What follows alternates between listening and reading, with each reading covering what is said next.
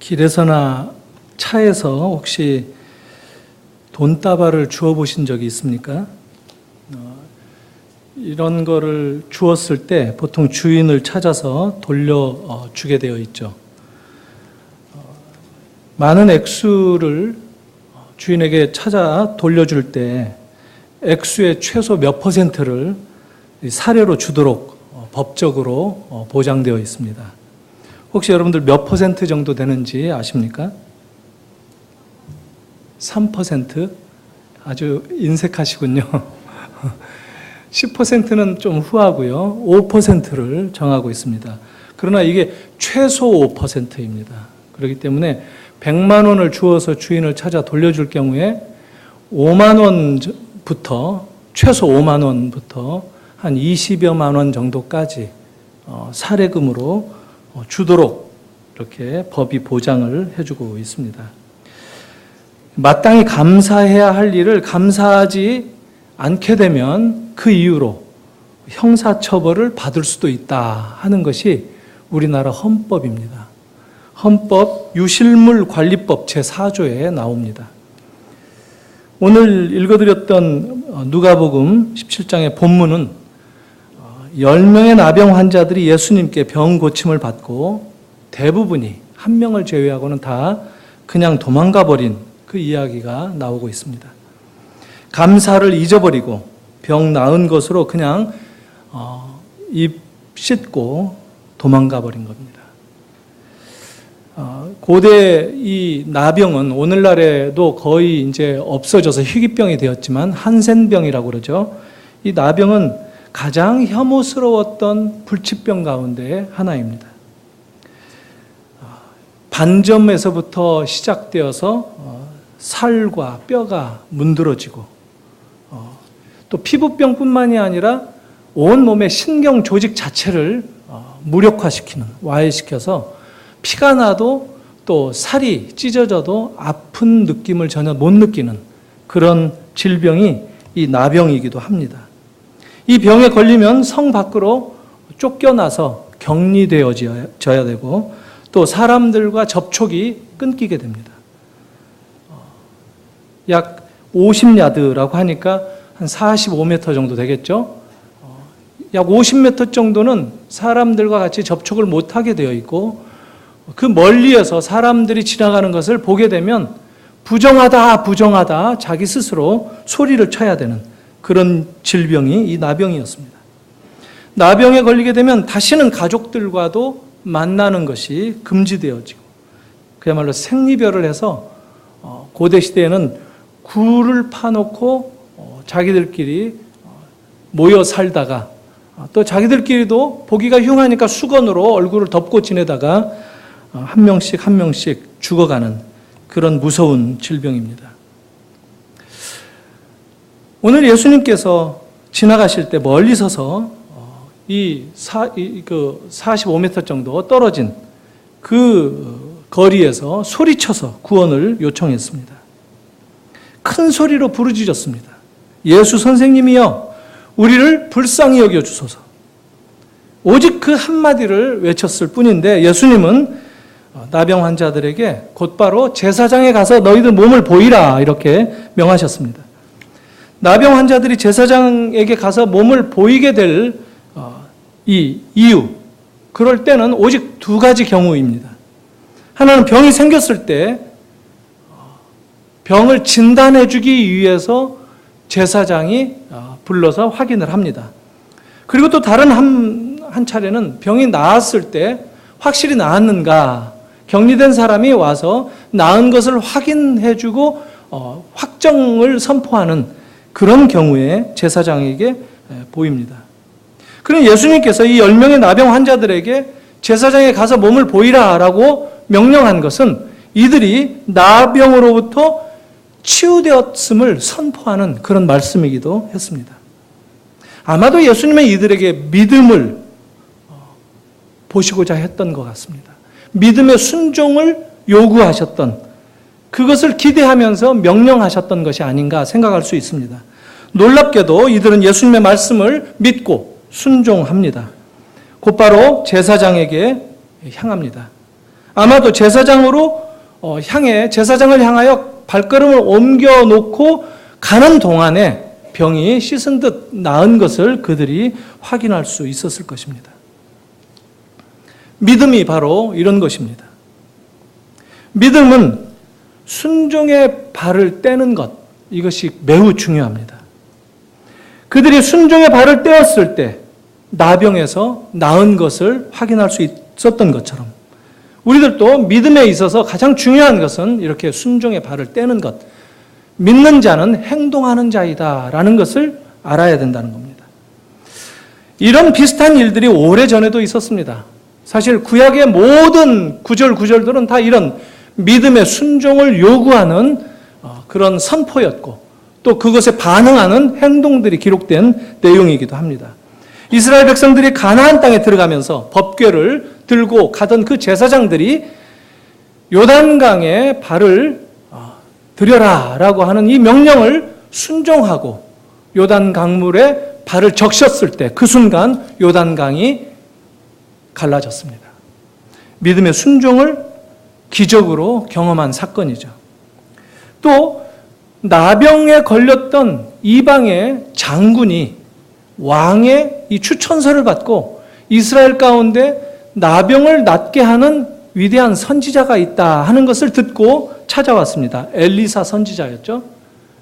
그런데 그는 자기쯤 되는 사람이 오게 되면 식사 대접을 해주면서 아주 잘 모셔서 병을 낫게 해줄 걸로 기대를 했는데 엘리사는 코빼기도 보이지 않고 사환을 시켜서 종을 시켜서 말만 전달하는데 그 말의 내용이 요단 강물에 가서 7번 몸을 씻으라 이것이었습니다. 나아만은 완전히 울그락불그락 했죠. 자기를 어떻게 대접하는 것인가, 이 나라를 다 뒤집어 엎겠다 하는 생각으로 아주 가득 찰 무렵에 그들의 그 부관들이 여기까지 오셨는데 먼 걸음을 하셨는데 한번 속는 셈 치고 강물에 가서 씻는 것이 어떻겠습니까? 이렇게 달래서 마침내 요단 강물에 7번 몸을 씻습니다. 사실 순종하는 것도 쉽지 않습니다.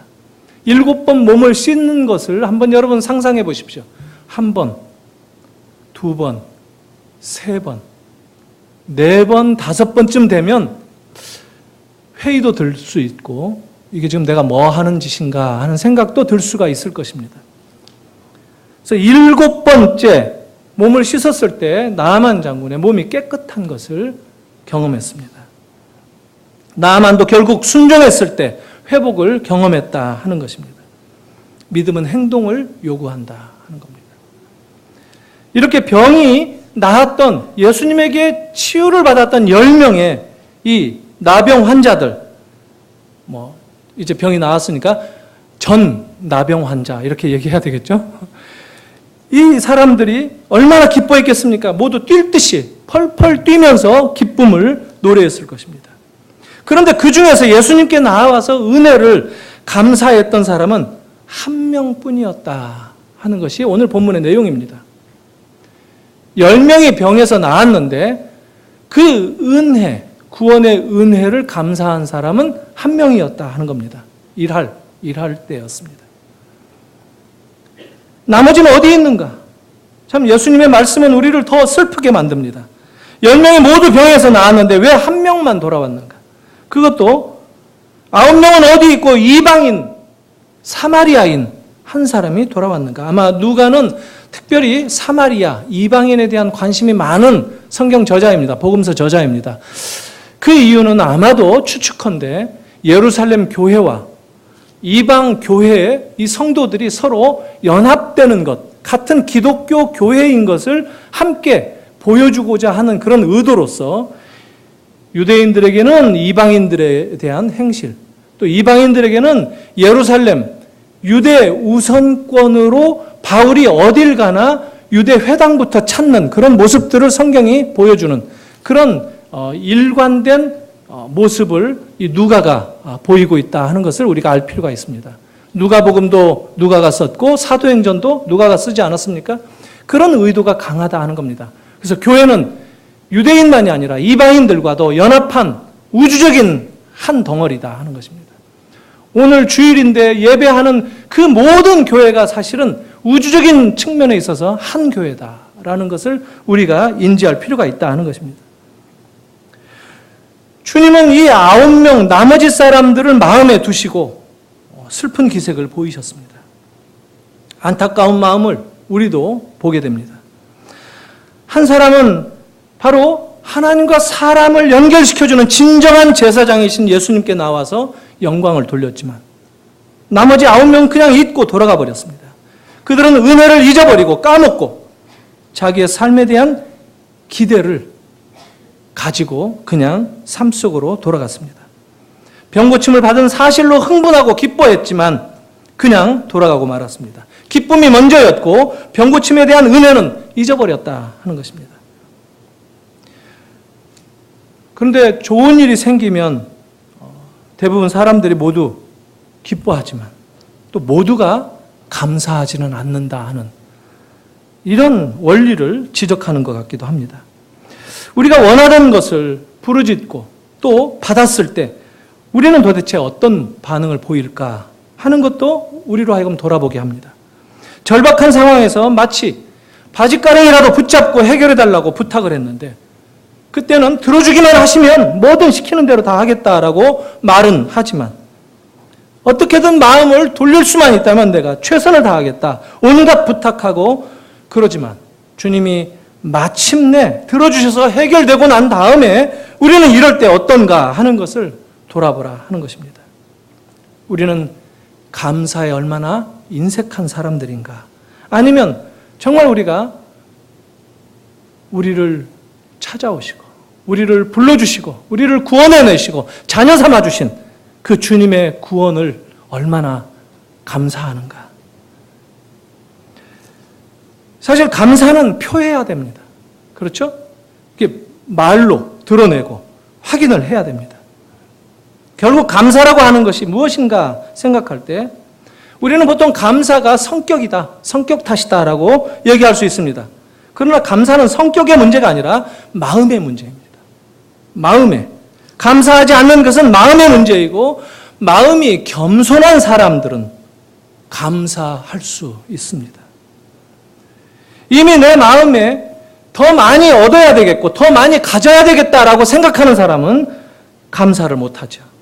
감사는 그러나 소유의 결과가 아니라 겸손의 문제인 것을 우리가 알아야 됩니다. 겸손하지 않는 사람은 받은 복을 생각하지 않고 받을 복을 생각합니다. 그래서 감사할 수 없습니다. 감사를 잘 표하는 사람은 성격이 좋아서가 아니라 겸손하기 때문에 감사를 잘 표합니다. 감사치 못하는 사람은 성격이 문제가 아니라 교만해서 그렇다라고 생각할 수 있다는 겁니다. 감사의 뿌리는 그래서 겸손이다라고 얘기합니다. 겸손은 작은 것에서 또 감사할 줄 압니다. 감사를 어떻게 하기 위해서는 어떻게 해야 될 것인가? 여러분, thank you는 thinking을 잘해야 된다 하는 말이 있습니다. 생각하고 기억을 잘해야 된다 하는 겁니다. 시편 136편을 한번 몇 절 보겠습니다. 감사하라 하는 명령이 매 구절 반복되는 시편입니다. 이 시편은 정말 아름다운 기도문입니다. 정말 찬양으로 불러도 너무너무 아름다운 찬양입니다. 제가 몇 절만 5절부터 13절까지 보겠습니다. 이 앞부분은 감사하라고 명령하면 그 감사의 이유를 후렴처럼 매 구절 반복하고 있습니다. 아마 인도자와 그 회중들이 서로 교동문으로 부르짖는 그런 시편이기도 합니다. 지혜로 하늘을 지으신 이에게 감사하라. 그 인자하심이 영원하미로다. 땅을 물 위에 펴신 이에게 감사하라. 그 인자하심이 영원하미로다. 큰 빛들을 지으신 이에게 감사하라. 그 인자하심이 영원하미로다. 해로 낮을 주관하게 하신 이에게 감사하라. 그 인자하심이 영원하미로다. 달과 별들로 밤을 주관하게 하신 이에게 감사하라. 그 인자하심이 영원하미로다. 애굽의 장자를 치신 이에게 감사하라. 그 인자하심이 영원하미로다. 이스라엘을 그들 중에서 인도하여 내신 이에게 감사하라. 그 인자하심이 영원하미로다. 강한 손과 펴신 팔로 인도하여 내신 이에게 감사하라. 인자하심이 영원하미로다. 홍해를 가르신 이에게 감사하라. 그 인자하심이 영원하미로다. 여기서 인자하심이라는 말은 사랑이라는 말입니다. 인내, 은혜라는 말의 구약적 표현입니다. 헤세드, 하나님의 사랑. 하나님의 사랑을 영원히 노래하는 그런 시편입니다. 여기 136편 시편은 감사의 이유를 크게 세 가지로 얘기하고 있습니다. 창조자가 따로 있음을 기억하면서 감사하라. 창조의 주님을 감사하라 하는 얘기입니다. 매일 아침 눈을 뜨면 어김없이 떠오르는 태양이 있고 매일 저녁 어김없이 떠오르는 달을 볼 때 우리가 창조자가 있음을 기억해야 된다 하는 것입니다. 인간이 그 해를 결코 만들 수 없습니다. 그 달을 결코 만들 수 없습니다. 매일 그 시간에 정확하게 떠오르도록 만드는 그 우주의 운행 법칙, 그것은 창조의 주님이 계시다는 것을 인정하도록 해줍니다. 물을 떠올리는 기계를 인간이 만들 수는 있습니다. 그러나 인간이 마실 수 있는 그 모든 물은 결코 만들어낼 수 없습니다.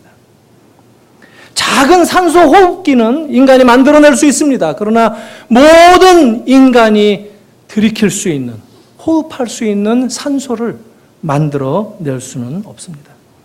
비행기는 우리가 만들 수 있지만 하늘을 닿게 할 수는 없습니다. 소금물도 사람들이 만들어낼 수 있습니다. 하지만 바닷물은 만들 수 없습니다. 조화를 만들어낼 수는 있고 아름답게 볼 수 있습니다. 그러나 생화, 살아있는 꽃을 우리가 만들 수는 없습니다. 복제 인간을 서로 만든다 할 수 있을지 몰라도 그러나 인간의 영혼을 만들 수는 없습니다. 사실 모든 인간들의 발명은 사실 발명이 아닙니다. 인벤션이라고 하는 이 발명, 그것은 사실 디스커버리, 발견에 지나지 않습니다. 아직도 감춰진 하나님의 이 질서 가운데 우리들이 찾아서 발견해서 마치 발명이라도 한 것처럼 얘기되어질 것들이 얼마나 많이 있겠습니까? 창조주에 의해서 만들어진 이 세상에 우리가 살고 있음을 기억해야 된다 하는 겁니다. 발견해서 업그레이드 하는 것을 보통 사람들은 발명이라고 얘기를 합니다. 창세기 1장은 그렇게 시작합니다. 태초에 하나님이 천지를 만드셨다. 지으셨다. 말씀으로 이 세상을 만드셨다 하는 겁니다. 그러나 불행히도 우리는 창조주를 기억하지 못하는 그런 시대를 살아가고 있습니다. 20편 136편은 두 번째로 구원자가 따로 있음을 기억해야 된다라고 얘기합니다. 10절 이하에 구원에 대한 역사를 노래합니다. 이스라엘을 구원하기 위해서 애굽에 10가지 재앙을 내리시고 마지막 10번째 6월절 밤에 위대한 구원의 드라마를 연출하시고 완성하신 그 하나님의 구원의 역사를 노래합니다. 출애굽의 은혜를 베푸신 하나님을 기억하라 하는 겁니다. 홍해를 가르고 광야의 대적들도 다 물리치시고 가나안에 입성하게 하신 그 구원의 하나님을 기억해야 된다. 이렇게 노래합니다. 여기 9절에서 각 나라의 왕들이 쭉 열거되고 있습니다. 그것은 무엇이냐 하면 출애굽이 설화라든가 신화가 아니라 실제적인 역사적 사건이었다라고 하는 것을 입증하는 그런 기록입니다. 하나님이 이스라엘을 구원하셨다. 하나님이 가나안을 그들에게 허락하셨다 하는 겁니다. 구원은 철저하게 하나님에게 달려 있었다 하는 것입니다. 하나님이 이 땅에서 많은 섭리와 역사를 또 베푸시지만 그 중에서 가장 집중하셨던 사역이 그것은 하나님이 자기 백성을 죄와 사망에서 구원하시는 것이었다 하는 겁니다. 그 구원의 주님을 기억하고 그 구원의 주님께 감사하는 것, 그것을 노래하는 이 시편 구절들을 우리가 생각해야 된다는 겁니다. 이 땅에 구원의 주님, 이 땅에 예수님을 보내셨고 구원을 완성하신 그 주님, 그 주님을 기억하며 감사해야 된다는 겁니다. 예수 그리스도의 은혜와 아버지 하나님의 그 사랑, 인자하심이 어떠한지 우리가 감사해야 한다 하는 겁니다. 영원히 노래해야 할 감사다 하는 겁니다. 하나님의 사랑은 영원히 감사해야 되고 영원히 노래해야 된다 하는 그런 말씀을 지금 얘기합니다. 사랑하는 성도 여러분, 저는 저와 여러분들이 이렇게 우리의 구원의 주님이 누구신지, 우리의 삶 속에서 나를 여기까지 불러내신 그 주님을 기억하면서 감사하는 삶을 살기를 바랍니다. 우리 교회가 바로 이 창조의 주님뿐만 아니라 구원의 주님을 바라보면서 감사하면서 그 주님을 늘 기억하면서 살기를 바랍니다. 그것뿐만이 아닙니다. 우리가 살아가는 수많은 날들 동안 하나님은 계속해서 우리의 삶에 개입하시고 우리의 삶에 구체적으로 임재하셔서 구원을 계속 보여주십니다. 계속된 구원의 삶을 우리에게 이끌어 가십니다. 육신의 위기 가운데에서 우리를 구원해 주실 때가 있습니다. 경제적인 위기 가운데서부터 우리를 구원하실 때가 있습니다. 우리가 마음의 상처를 받고 깊이 침묵하며 우울하게 무너져 내려 있을 때에도 하나님은 우리를 먼저 찾아오셔서 우리의 마음을 만져주시는 분입니다. 하나님은 오늘도 우리의 삶의 구체적인 현장 속에서 구원을 행하시는 분입니다. 주님의 은혜를 기대하면서 그 주님의 은혜를 감사하면서 살아가는 것, 그것이 바로 진정한 그리스도인의 축복이 아닌가 확신할 수 있습니다. 세 번째 136편 시편은 공급자 되시는 주님을 감사하고 있습니다. 창조주이시고 구원자이실 뿐만 아니라 매일같이 필요를 채워주시는 분이었음을 기억하고 그분께 감사하라 하는 것입니다. 이스라엘은 매일같이 하루도 쉬지 않고 만나를 공급받아서 광야 생활 40년을 살았습니다. 가나안에 들어갔을 때 첫 수확을 얻었을 때 그 만나가 그쳤던 것을 그들이 경험했습니다. 어찌 하나님께 감사하지 않을 수 있었겠습니까? 그러나 이스라엘 백성들은 시시때때로 그 공급자 되셨던 하나님을 망각하고 잊어버리고 무시할 때가 얼마나 많았습니까? 오늘 우리 하나님께서는 가나안 땅에 이스라엘이 그런 것을 누렸던 것처럼 우리가 심지 않는 것을 거두어서 먹고 우리가 짓지 않는 집에서 살며 이스라엘이 경험했던 그 은혜를 그대로 경험하고 있습니다. 우리가 그 공급자 되시는 주님을 기억해야 됩니다. 매일매일 일용할 양식을 공급해 주시는 그 하나님을 기억해야 할 것입니다. 하나님은 우리 인생에서 진정으로 여호와 이레이십니다. 하나님은 우리에게 건강을 주시고 가족을 주시고 교회를 주셨고 샘터를 주시고 기도할 수 있는 옆에 많은 교우들, 함께 기도하며 주님께 감사하며 나아갈 수 있는 성도들을 주셨습니다. 우리의 감사의 제목들을 정하기로 한다면 끝없이 열거해도 부족할 것입니다. 이 모든 것들이 주님께로부터 왔습니다. 우리가 이것을 깨닫고 이것을 기억해야 된다는 것입니다. 저는 지난 목요일 날 여러분들이 참 관심과 사랑을 가져주시고 또 여러분들이 기도해 주셔서 이사를 잘 마쳤습니다. 이사할 때도 정말 많은 분들이 도와주셨고 또 많은 분들이 전화도 주시고 또 이사 잘하라, 양천 구민을 대표해서 양천구에 오신 것을 환영한다. 근데 공교롭게도 세 분이나 양천구를 대표해서 양천구를 대표하시는 분은 한 분이어야 되지 않나요? 근데 세 분씩이나 얼마나 감사한지 모르죠. 저는 경기도민이었다가 서울특별 시민이 되었습니다. 서울시에서는 아직 환영을 못 받았습니다. 생각해 보니까 정말 감사합니다. 제가 목사가 된 것을 참 감사했습니다. 그리고 또 이 여러분들의 목사가 된 것을 생각하면서 참 감사했습니다. 하나님께 목사로 부르신 것도 참 감사했고 새물결교회 목사로 불러주신 것도 정말 감사했습니다. 제가 목사가 되지 않았더라면 하고 과거에 생각해 본 적이 있습니다. 무엇을 할까? 생각하는 거 하나하나가 너무너무 캄캄한 것들이어서 제가 목사가 아니었으면 저는 정말 끔찍한 삶을 살았을 것이다. 목사로 건져주셔서 정말 감사하다. 목사가 아니면 제가 할 수 있는 일이 아무것도 없음을 확인한 적이 있었습니다. 제가 이번에 이사하면서 새물결 교회로 여러분들이 불러주시지 않았다면 아마 제가 섬길 교회는 없었을 뻔했다. 이런 생각을 했습니다. 정말 감사했습니다. 정말 하나님은 얼마나 감사한 분인지 모릅니다. 사랑하는 성도 여러분, 주님께 여러분들도 감사하시기 바랍니다. 언제든지 주님의 은혜를 생각하면 우리가 큰 소리로 감사를 표할 수 있습니다. 우리가 말을 하고 우리의 감정을 쏟아 부을 때 보통 오해도 불러일으키고 사람을 상처 주기도 합니다. 야고보서는 그래서 말을 조심하라 그렇게 얘기하지 않습니까? 그렇지만 아무리 말을 쏟아내도 유익을 끼칠 수 있는 것이 있습니다. 그것이 감사의 기도입니다.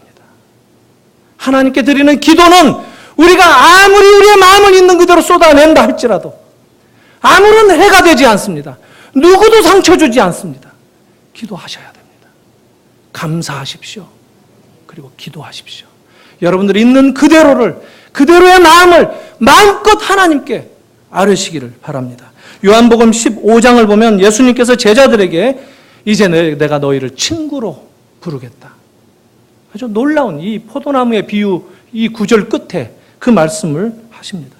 친구를 위해서 생명을 내어주겠다라는 그 취지의 말씀을 하시면서 내가 너희를 종이라고 하지 않고 친구라고 부르겠다 이렇게 말씀하셨습니다. 종은 명령만 받으면 되고 주인의 마음을 헤아리지 못합니다. 종한테는 그냥 큰 그림만 대충 설명하고 일하라 하고 시키기만 하지 주인의 의도, 그것을 왜 하는지 마음을 나누지는 않습니다. 그러나 친구에게는 속마음을 털어놓습니다. 친구와는 인격적인 교통을 이룰 수 있는 그런 관계입니다.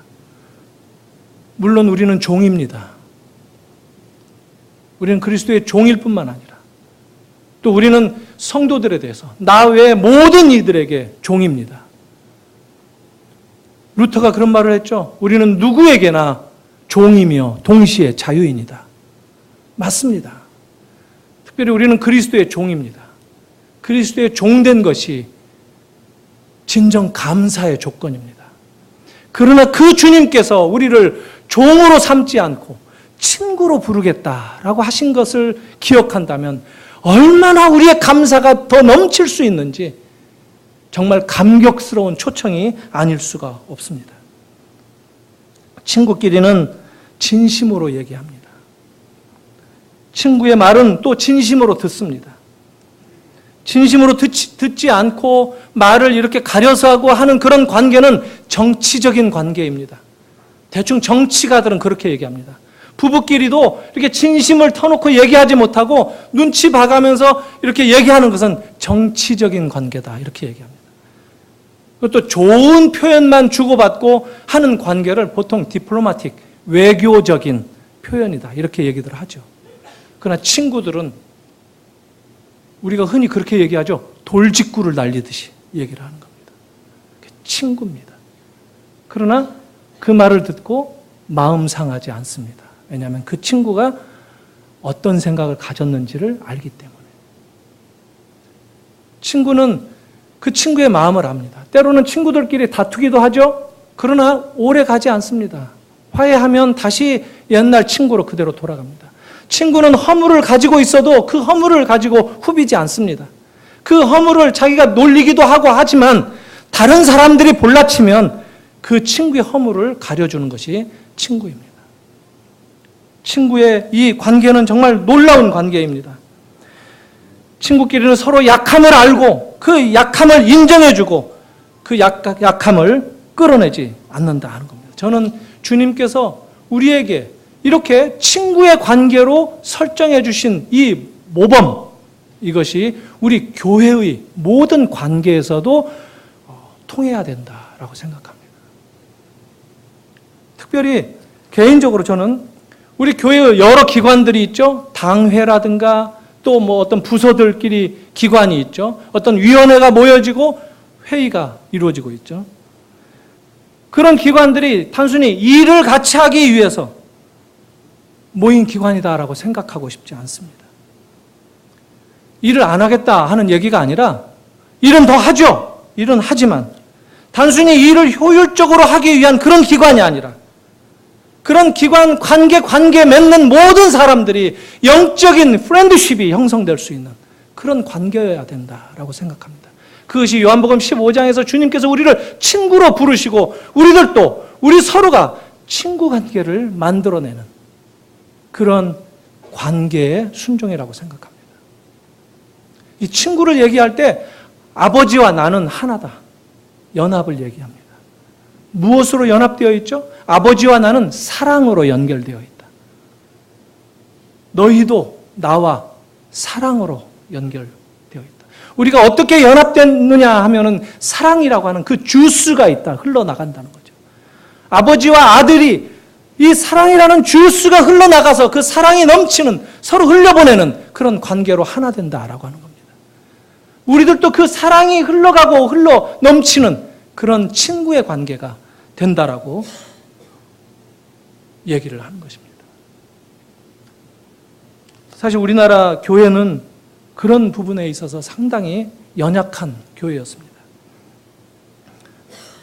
별로 뭐 회의를 하라고 그러면 회의를 잘 못하죠. 왜냐하면 자기의 진심을 있는 그대로 표현하고 하는 부분들이 약하기 때문에. 그리고 또 겉으로 나타나는 것만 가지고 판단을 하고 서로 얘기를 나누고 주고받기 때문에 사람의 그 의도가 무엇인가, 그 사람의 속 생각이 무엇인가 하는 것들은 알지도 못한 채로 그냥 주어지는, 드러나는 말만 가지고 판단을 하고 넘어가는 그런 경향이 많이 있습니다. 그래서 회의도 잘 진행이 안 되고 그러다 보니까 정치적으로 흘러가는, 그게 교회의 문화적으로 형성된 그런 형편들이 있습니다. 저는 우리 교회 모든 모임들이 정말 이런 주님께서 설정해 주신 친구의 관계로 서로가 서로의 진심을 바라보면서 관계를 맺고 나누고 함께 일을 나눠갔으면 좋겠습니다. 우리가 함께 모여서 교회의 어떤 일들을 책임 맡은 것은 교회 살림하라고 그렇게 주신 것이 아닙니다. 우리가 영적으로 우리 모두가 다 하나고 또 살림과 그런 것들은 우리가 이 중심에 섰을 때 하나님께서 다 채워주시는 것들입니다. 그런데 마치 우리가 그것을 바라봐야만 지탱이 되는 것으로 생각하는 그런 성향들을 저도 많이 보고 자라왔기 때문에 저는 정말 우리 교회가 어떤 부서든지 어떤 모임이든지 간에 이런 진실된 나눔들, 친구의 영적 관계들, 이런 것들이 형성되었으면 좋겠습니다. 친구끼리는 서로 열정과 비전이 소통되는 것을 경험합니다. 우리들도 그랬으면 좋겠습니다. 서로를 보면서 마음이 뛰고 있는 심장의 고동 소리를 들어주고 그 사람의 눈빛에서 흘러나오는 마음에 품은 그 비전을 함께 바라보고 호응해주고 함께 나누는 그런 관계들로 형성되었으면 좋겠습니다. 저 사람은 저런 얘기를 할 때면 눈에서 빛이 나더라. 함께 들어줍니다. 함께 기대해 줍니다. 그런 관계가 친구입니다. 예수님이 우리를 친구라고 부르신 것을 기억해 주십시오. 얼마나 감사한 얘기입니까? 사실 우리들도 마찬가지죠. 사회에서 만나면 내가 저 사람하고 어떻게 친구가 될 수 있을까? 어떻게 일을 함께, 교회에 함께 이 지체로 연결된 저분은 사회에서 만나면 어떤 관계가 될 수 있을까? 얼마나 축복이고 얼마나 감사한 주님의 초청입니까? 여러분 모두 바로 이 부르심 가운데 있다는 것을 기억하고 우리가 누구를 만나든지 간에 우리 교회 안에서 만나는 성도들을 통해서 주님께 감사할 줄 알아야 됩니다. 그것이 주님의 은혜이고 주님의 사랑입니다. 우리가 기도할 때 주님은 우리의 친구가 되어주신다고 하십니다.